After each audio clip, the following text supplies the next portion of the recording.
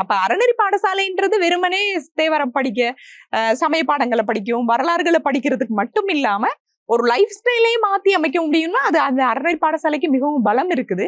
இன்னைக்கு காலத்தை பொறுத்த வரைக்கும் இன்னைக்கு இருக்க ஜென்ரேஷன் போற கலியுகத்துல வேற மாதிரியான ஒரு காலமா மாறிடுச்சு. அன்பு, மரியாதை எதுவுமே இந்த தேவையான எந்த நல்ல ஒரு விஷயமே இல்லாம போய்கிட்டு இருக்கு. நவீன ஊடகங்கள் அந்த மாதிரியான கூடுதலான அந்த பக்கத்துக்கு போய்கிட்டு இருக்காங்க. இந்த சூழ்நிலையில எங்களுடைய அறநெறி பாடசாலையை பொறுத்த வரைக்கும் அது ஊடாக நிறைய மாணவர்கள் உருவாகி இருக்காங்க. அந்த மாணவர்களே இப்ப டீச் பண்றாங்க, பிள்ளைகளுக்காக ஃப்ரீ சர்வீஸ் செய்யறாங்க.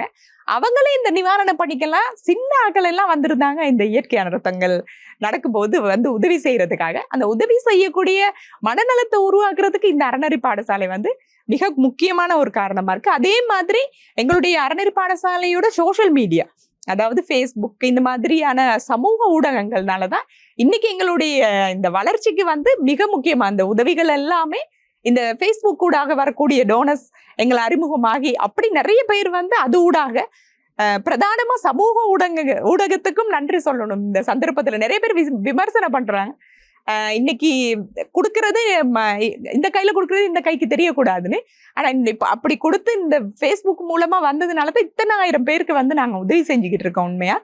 அதனால இந்த அறநெறி பாடசாலை ஊடாக இந்த சமூக ஊடகத்தின் ஊடாகவும் எங்களுக்கு நிறைய உதவிகள் இந்த மக்களுக்கு மேம்படுத்துறதுக்காக தொடர்ந்துமே எங்களுக்கு வழங்கிட்டு வராங்க.